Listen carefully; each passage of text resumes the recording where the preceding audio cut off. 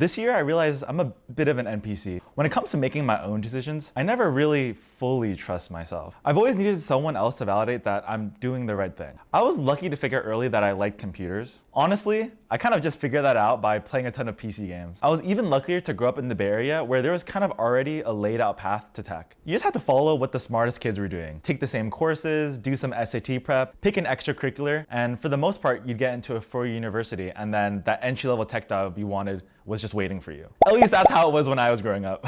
Because there was this linear structure, I felt like I was progressing in life without me needing to change at all. But once I started post-grad life, I realized I had no idea what I was doing. I didn't really have a plan of my own. I was always checking in with my housemates to get validation on all the decisions I was making. There was a time where I was deciding on buying a car just so I could go see a girl who lived outside the city. I remember asking Aaron, is this a good idea? Then he just transformed into Dark Hermit with the hood on and whispered in my ear to go for it. And I bought it like a simp. I only dated that girl for like 3 months too. I've had this car for 2 years and look at this. I don't even think I have 5,000 miles on this thing. At some point, I was getting on everyone's nerves, just asking about every little thing. And I remember Aaron cooked the shit out of me. He said something like, I'm not your fucking mom. Do whatever you want. He was right, though. He was right. In the past, I kind of did the same thing in my relationships, asking for permission to do things. I think I was scared of making a change that would make them not like me anymore. There's a time where I floated the idea of getting a cat to the girl I bought the car for, and she said I shouldn't. And so I didn't. At the time, I thought I was being considerate. I just didn't realize that I was slowly losing my voice and my personality. Now this year, my housemates moved into their own places, probably because they were tired of me. And my most recent relationship ended. So for the first time, I was actually alone. And I was really scared because I finally had to make decisions on my own. My first days alone, I kind of fell back into who I thought I was. Kind of like a tech bro gamer guy. I thought being alone would be nice because I could play all the games that made my grades suffer before. But they just didn't hit the same. I mostly played competitive games, and I don't really think I was as passionate about the game itself as much as I was about getting a high rank in these games and getting validated by the friends that I played with. I don't think I was depressed, more restless. I had all this time, but no outlet to make use of it. I felt like my life was on pause, just waiting for something to happen. So I continued to fall deeper in my comfort zone, just infinitely scrolling. Like if I scrolled hard enough, I'd be able to find the truth. And I was smoking hella weed to kind of just time skip, just to avoid this empty feeling. But doing nothing is surprisingly draining.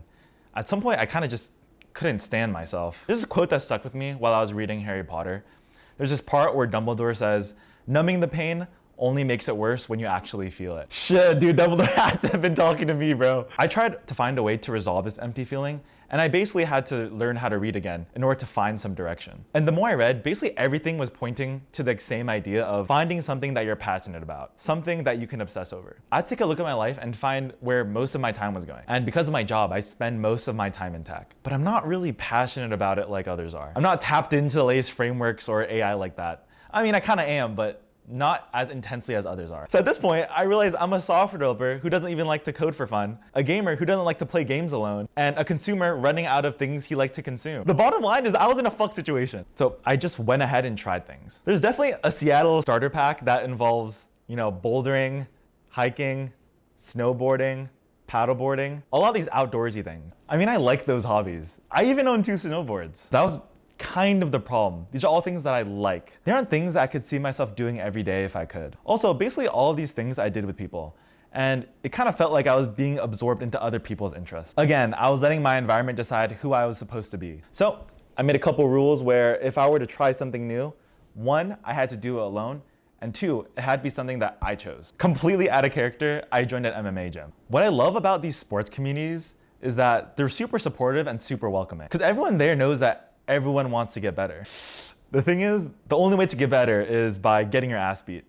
And after 3 months, I realized I'm definitely more of a lover, not a fighter. And there was definitely anxiety attached to going and joining the gym. Like, I'm a grown-ass man who's never thrown a serious punch in his life. Learning how to do anything, you're always gonna suck initially. And having other people watch you suck is it's a very humbling experience. But hey, I was still super proud of myself for going out there. It really felt like a small step in the right direction. Then I had a moment where I was going out with coworkers, and there was a girl in line for the bar we had just left. Call me delusional, but I swear our eyes locked for like half a second longer than you would usually. And this was the first time I've ever gotten emotion going out ever. I'm not really the type of person to go out. I really wanted to go up and talk to her, but I still couldn't trust myself. So I was looking at my coworkers to see if it was a good idea. I was unsure if he was actually interested in me, and I was kind of like feeling weird about what other people would think. And I pussied out. I was still scared of making my own decisions and being wrong. After that, I was so annoyed with myself because even though I felt like my life was on pause,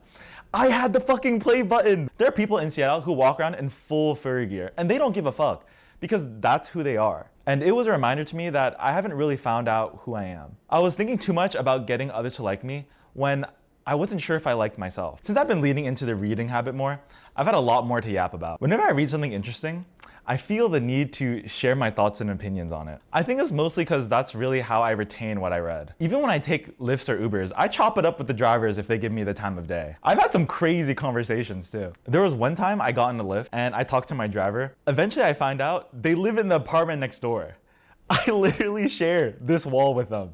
I think moments like that made me realize that I just like starting good conversation. And I also think that's a big reason why I like my job. It's not the coding, it's not the design docs, it's for sure not the meetings. It's being able to yap with my coworkers. A couple of people before had already told me that I kind of had the personality to make YouTube videos. I thought they might have been tripping because I'm the guy who, to this day, still gets nervous doing public presentation. I think initially I hated the idea because I think the biggest problem with social media is the constant need for validation, which is directly related to the problem that I'm having, seeking validation from others. But here's where I think the reading has helped me fight these demons. It's just the general idea that creating is more fulfilling than consuming. That's when the idea creeped back in my mind that I can make YouTube videos about whatever I was already yapping about at work. With all the consuming I've done, I feel like I have interesting thoughts and opinions. At least that's what my coworkers say.